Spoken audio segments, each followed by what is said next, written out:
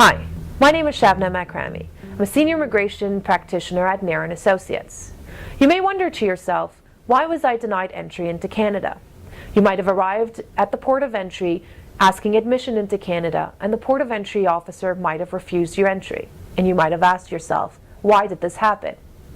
A reason a person may be barred from legally entering Canada are called inadmissibility. There are two categories under inadmissibility: criminal inadmissibility and medical inadmissibility. Under the criminal inadmissibility, Canadian immigration regulations are quite strict when it comes to even the minor criminal offenses, or offenses that have occurred many years ago, and offenses which are committed outside or even possibly in Canada. A person could be denied entry to Canada if they have a medical condition that is likely to endanger the health or safety of the public, or causes excessive demand on the health and social service of Canada. Another common reason a client may be denied entry into Canada is if they stayed longer than they were supposed to into Canada. So for example, if an American comes into Canada for longer than 6 months, or the officer may anticipate that the applicant might stay longer than 6 months, the officer may refuse the applicant entry. For further information on overstays or possible overstays, you may also want to look at our videos called Entry Packages. It is hard to get good guidance when it comes to past criminal offenses or medical inadmissibilities. This is not a mistake. The definition of inadmissibility is intentionally vague so that Canadian immigration can keep anyone out of the country. So what do you do if you are denied entry into Canada? What is a temporary resident permit? A temporary resident permit, also known as a TRP, is a type of visa application that requests a person who would otherwise be inadmissible to Canada to enter Canada on a temporary basis. Compelling reasons to visit Canada could include one of the following: traveling for business purposes, or traveling to see a close family member for emergency purposes.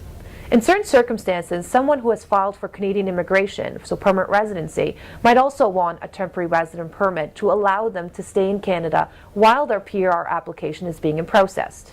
TRPs are given to applicants who can prove to the Canadian immigration officials that they do not pose a danger to the health, safety, and security of the Canadian public, and that they intend to return to their home country at their end of their temporary stay.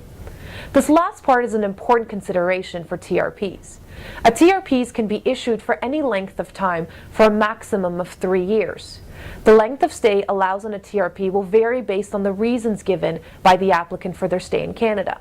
So for example, if you require to come into Canada for a business stay of 2 weeks, the port of entry official might want to only issue a TRP for the 2-week stay, even though a maximum TRP can be issued for 3 years at a time. Predominantly, when we ask for a temporary resident permit by the border officials, we ask for the officer to allow the applicant to enter for the temporary stay. So for example, if you enter Canada for a 2-week business visitor, that the officer allows for that temporary stay. However, at the consulate, you can request for longer stay. Even though this is also allowed at the port of entry, usually the port of entry officers like to limit the stay further than a Canadian consulate might. What is a criminal rehabilitation, and do I qualify for one, is one of the key questions that we receive from our clients. TRPs allow a person temporarily access to Canada even if they've been deemed inadmissible. Unless the applicant wants to continuously apply for the TRP every time they want to go to Canada, someone who plans to visit Canada regularly should really consider a more permanent solution, that being criminal rehabilitation. You may be eligible for criminal rehabilitation. In certain cases, if a client has a criminal conviction that occurred 5 years ago or longer, may be eligible to make an application for criminal rehabilitation to enter Canada. A criminal rehabilitation application, if approved, will essentially wipe out the criminal inadmissibility that prevents the applicant from entering Canada until if and when the applicant reoffends. So hopefully you don't reoffend again.